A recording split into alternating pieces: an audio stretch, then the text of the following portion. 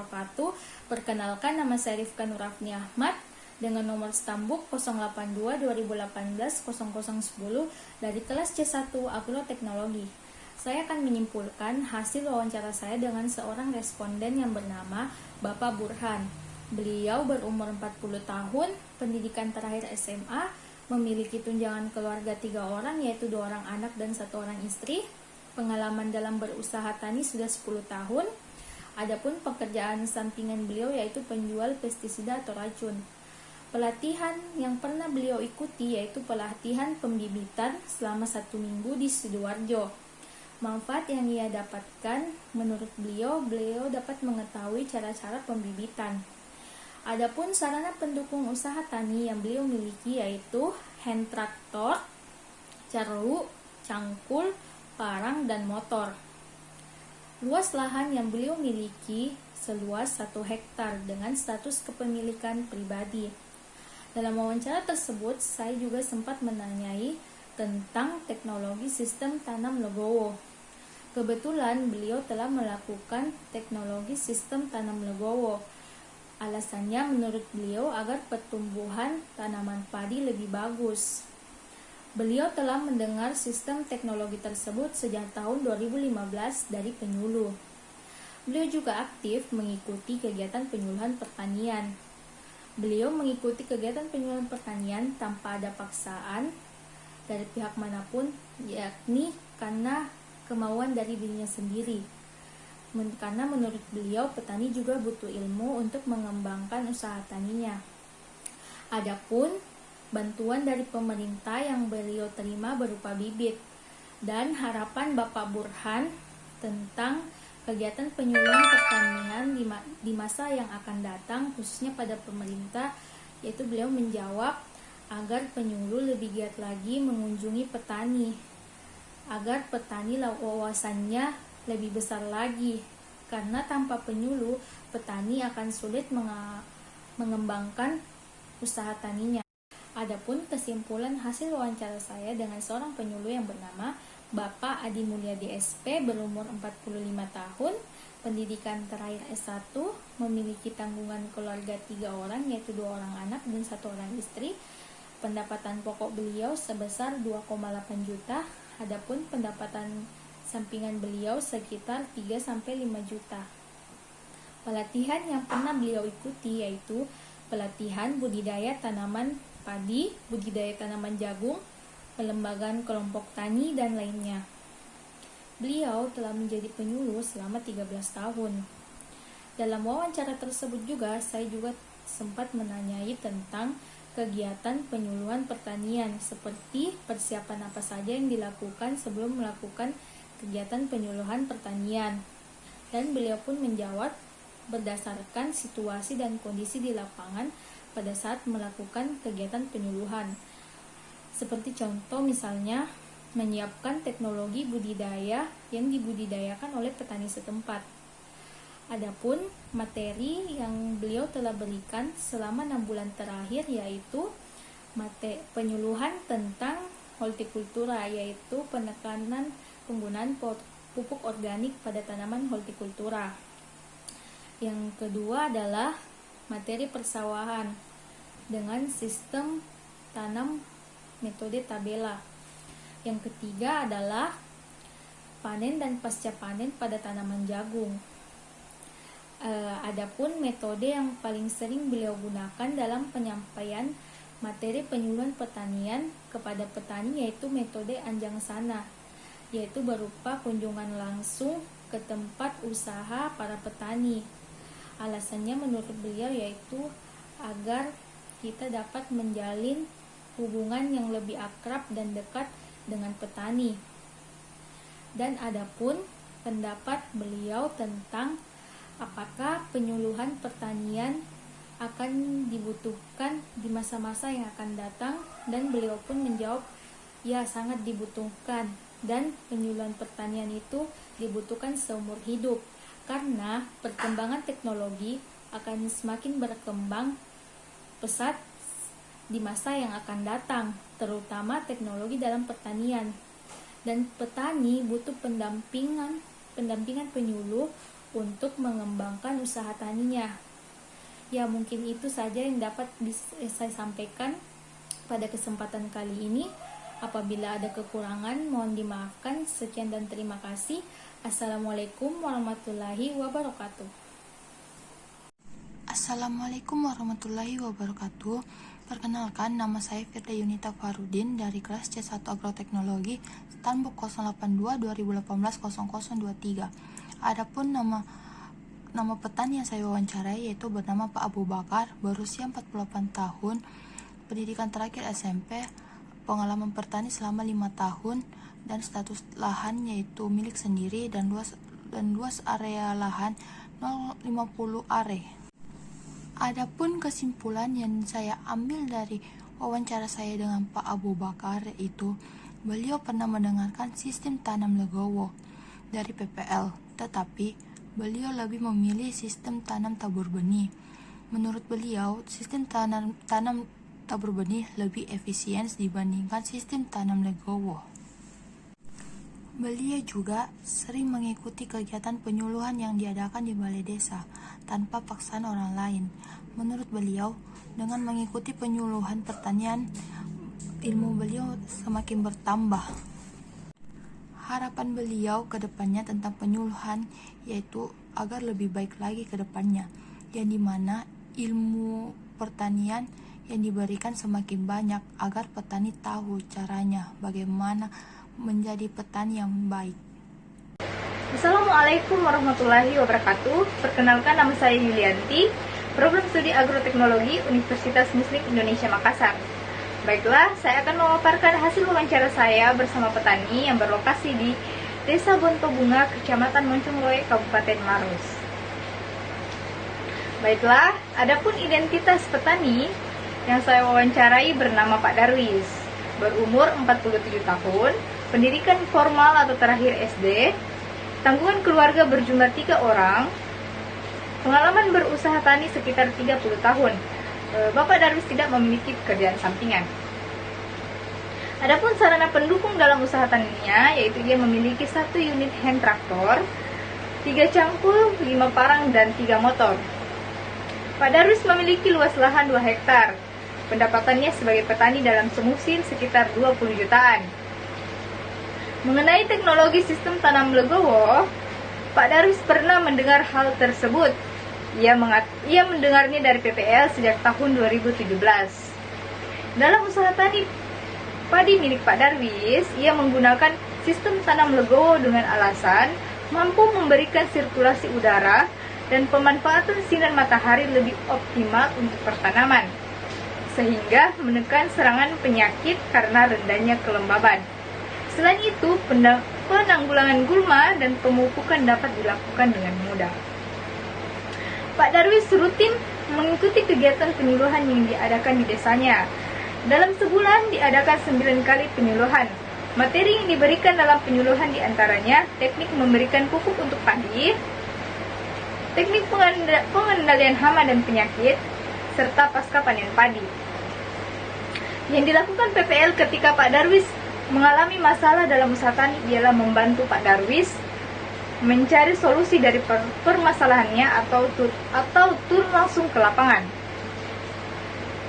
sehingga dapat memudahkan mengetahui penyebabnya serta solusi untuk mengatasinya. Pendapat Pak Darwis tentang kemampuan PPL baik dari segi pengetahuan, wawasan, dan keterampilan, menurutnya penyampaian materi mudah dipahami. Dalam penguasaan materi, PPL sangat menguasai materi yang dibawakannya. Begitu pula saat di lapangan, PPL menguasai teknik dalam budidaya tanaman padi, seperti pemetaan tanahnya, cara penanamannya, serta pemupukannya, sehingga sangat membantu petani dalam permasalahan usaha taninya. Selain itu, Pak Darwis mengatakan sebaiknya pelaksanaan penyuluhan dilakukan di pagi hari. Alasannya, setelah tidur pula semalaman dan bangun dalam keadaan fresh, sehingga otak kita lebih siap untuk mempelajari sesuatu yang baru. Ia juga mengatakan bahwa metode penyuluhan yang paling dimengerti menurutnya ialah metode kelompok, karena cukup efektif dikarenakan petani dibimbing dan diarahkan secara kelompok untuk melakukan suatu kegiatan yang lebih produktif atas dasar kerjasama. Di samping dari itu, juga terjadi tukar pendapat dan pengalaman antara penyuluh dan petani lainnya. Pak Darwis mengikuti penyuluhan atas dasar kesadaran diri sendiri. Ia mengatakan bahwa ilmu pengetahuan yang diberikan oleh para penyuluh sangat bermanfaat bagi usaha taninya. Selain itu, jika ada temannya yang tidak pernah mengikuti penyuluhan pertanian, ia menjelaskan apa yang ia dapatkan sewaktu penyuluhan, bahwa pentingnya pengetahuan yang diberikan penyuluh dapat bermanfaat bagi kita yang memiliki usaha tani. Dan juga penyuluh dapat membantu mencarikan solusi dari permasalahan yang kita dapatkan sewaktu di lapangan. Mengenai masalah yang dialami sehubungan dengan usaha tani Pak Darwis, yang paling utama ialah serangan hama dan penyakit. Dalam berusaha tani, Pak Darwis menerima bantuan dari pemerintah berupa pupuk. Saran Pak Darwis kepada PPL yaitu perbaikan partisipasi petani dalam proses perencanaan, penyuluhan pertanian dengan peningkatan produktivitas petani, serta kelompok tani berujung pada peningkatan pendapatan dan kesejahteraan petani. Harapan Pak Darwis tentang kegiatan penyuluh yang akan datang khususnya kepada pemerintah adalah penyuluh dapat dilakukan dalam bentuk sekolah lapang. Demikianlah pemaparan hasil wawancara saya bersama petani. Apabila ada kesalahan dalam penyampaian, saya mohon maaf. Saya akhiri, wabillahi taufiq wal hidayah. Wassalamualaikum warahmatullahi wabarakatuh. Assalamualaikum warahmatullahi wabarakatuh. Perkenalkan, nama saya Rian Sassimopoli, Stambuk 082 2018 0112 dari kelas C1 Agroteknologi. Pada kesempatan ini saya akan menjelaskan hasil wawancara saya dengan petani dan penyuluh. Narasumber petani bernama Deng Rumah dengan umur 49 tahun dan tidak bersekolah. Memiliki tanggungan keluarga 2 orang, pengalaman berusaha tani selama 32 tahun. Sarana pendukung yang di rumah miliki hanya berupa cangkul, parang, dan sepeda motor. Luas lahan yang beliau miliki adalah kurang lebih 1 hektar dan milik pribadi. Mendengar sistem tanam legowo, beliau pernah mendengarkannya dari PPL dan teman-temannya. Beliau tidak melakukan sistem tanam legowo karena beliau merasa sistem tanam legowo itu sulit. Untuk kegiatan penyuluhan, beliau tahun ini mengikuti sebanyak 2 kali penyuluhan yang di kantor desa. Menurut Deng Rumah, penyuluhan sulit dimengerti karena perbedaannya kondisi lahan dari masing-masing petani. Oleh sebab itu, metode yang mudah dimengerti oleh Deng Rumah adalah metode tatap muka secara langsung. Waktu yang cocok menurut beliau untuk melaksanakan penyuluhan adalah pada saat sore hari. Beliau berharap penyuluhan kedepannya membahas tentang pengairan di desa beliau. Narasumber yang selanjutnya adalah seorang penyuluh bernama Haji Mulyadi SP, umur 45 tahun. Pendidikan terakhir beliau adalah S1 dengan jumlah tanggungan keluarga sebanyak 3 orang. Pendapatan pokok per bulan beliau adalah 2.800.000 dengan pendapatan sampingan 3-5 juta. Pengalaman beliau menjadi penyuluh adalah selama 13 tahun. Persiapan yang beliau lakukan sebelum melakukan kegiatan penyuluh itu tidak terlalu banyak karena beliau menyesuaikan dengan kondisi tempat dia melakukan kegiatan penyuluhan pertanian. Materi yang diberikan beliau selama 6 bulan terakhir yaitu yang pertama hortikultura dengan pupuk organik, yang kedua itu sistem tabela sawah, yang ketiga adalah panen dan pasca panen tanaman jagung.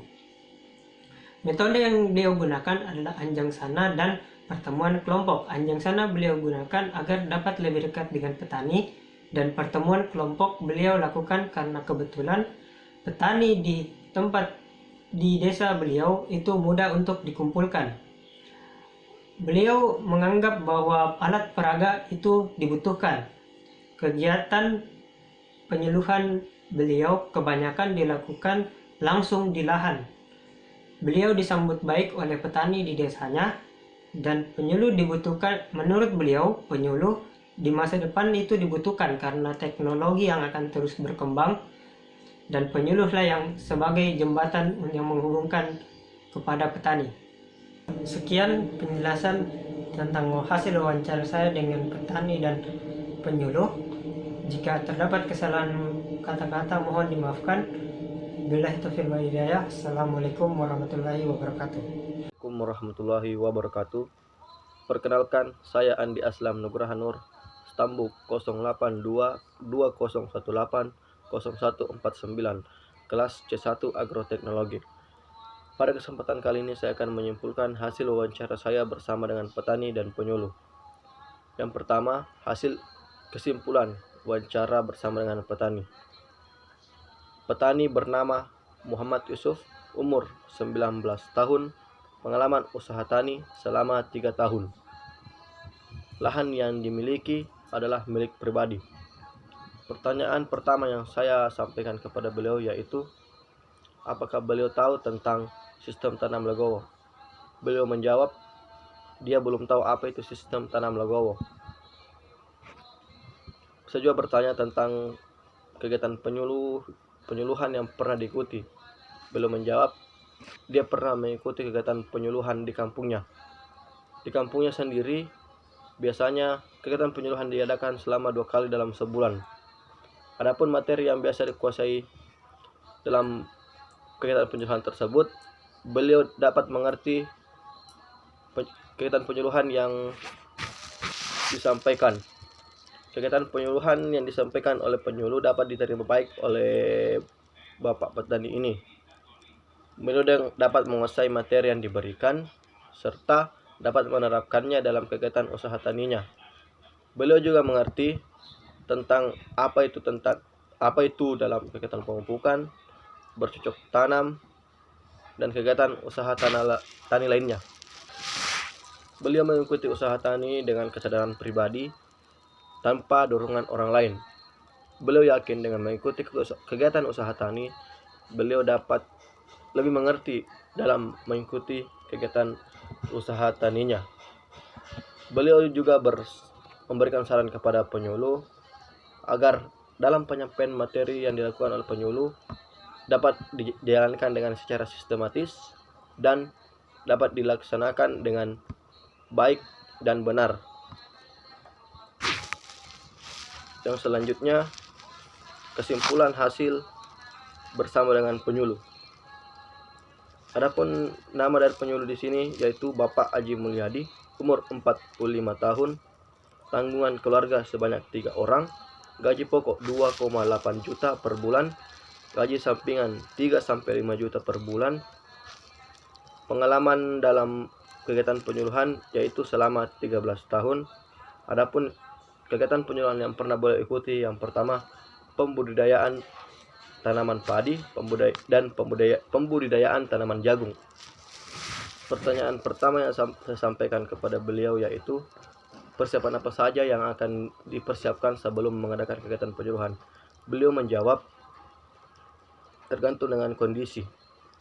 Contoh yang pertama yaitu, apabila dia ingin mengadakan kegiatan penyuluhan di rumah warga, maka dia langsung saja pergi ke rumah warga untuk mengadakan penyuluhan. Yang kedua, apabila dia ingin mengadakan kegiatan penyuluhan di kelompok tani, maka dia menghubungi ketua kelompok tani tersebut, lalu dia menuju ke daerah tersebut. Pertanyaan kedua yaitu, materi apa saja yang diberikan penyuluh kepada petani? Beliau menjawab, panen dan pasca panen. Yang kedua, hortikultura, dan yang terakhir tabel sawah. Adapun pertanyaan selanjutnya yang saya sampaikan yaitu, metode apa yang digunakan dalam kegiatan penyuluhan petani? Metode yang lebih umum dilakukan yaitu pertemuan kelompok, karena pertemuannya mudah dikumpulkan. Pertanyaan selanjutnya yaitu, apakah penyuluh di sini menggunakan alat peraga atau tidak? Beliau menjawab, ya, karena lebih mudah dalam menyampaikan materi. Pertanyaan selanjutnya yaitu, apakah penyuluh membuat jadwal kunjungan kepada petani? Beliau menjawab, ya, dibuat. Jadwal kunjungan petani oleh penyuluh dibuat dalam waktu 5 kali dalam seminggu. Pertanyaan selanjutnya, di mana kegiatan penyuluhan biasa dilakukan? Beliau menjawab, di lahan. Alasannya, karena biasanya para petani lebih banyak berkumpul di lahan. Pertanyaan selanjutnya, bagaimana respon petani terhadap kegiatan penyuluhan? Beliau menjawab, cukup baik, karena para petani menerima dengan baik materi apa yang disampaikan oleh penyuluh. Pertanyaan selanjutnya, apakah penyuluh mengalami kesulitan dalam mengajak petani dalam mengikuti kegiatan penyuluhan pertanian? Beliau menjawab, itu tergantung kultur daerah masing-masing, karena tiap daerah mempunyai adat dan budaya di daerahnya masing-masing. Pertanyaan selanjutnya yaitu, kesan-kesan apa yang didapatkan penyuluh selama dalam menjadi penyuluh pertanian? Beliau menjawab, alhamdulillah rezekinya lancar, mendapat banyak teman dan mendapat banyak pengalaman. Pertanyaan terakhir, apakah penyuluhan pertanian masih dibutuhkan untuk masa-masa yang akan mendatang? Beliau menjawab, ya, karena pengembangan teknologi akan terus maju dan berkembang terus. Tidak ada habisnya. Mungkin itulah hasil kesimpulan yang dapat saya simpulkan. Apabila terdapat banyak kekurangan, mohon dimaafkan. Assalamualaikum warahmatullahi wabarakatuh.